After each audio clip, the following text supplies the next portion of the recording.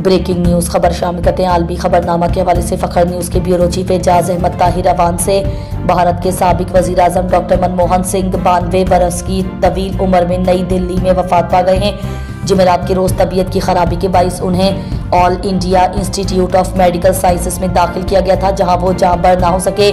मनमोहन सिंह 2004 से 2014 तक भारत के वजीर आजम रहे और उन्हें मुल्की मुआशी इस्लाहात और अमरीका भारत जोहरी मुआहदे का मामार समझा जाता है। उनकी वफात पर भारत में 7 रोज़ा सोग का ऐलान किया गया है, जिस दौरान सरकारी इमारतों पर कौमी परचम सरंगो रहेगा और आखिरी रसूमात सरकारी सतह पर अदा की जाएंगी। मनमोहन सिंह 26 सितंबर 1932 को पाकिस्तान के ज़िला चकवाल के गांव गांव में पैदा हुए थे। उनके बचपन के दोस्तों के मुताबिक वो एक ज़हीन और शरीफ तालिब इल्म थे। उनकी वफात पर जापान समेत दीगर ममालिक ने भी ताज़ियत का इजहार किया है।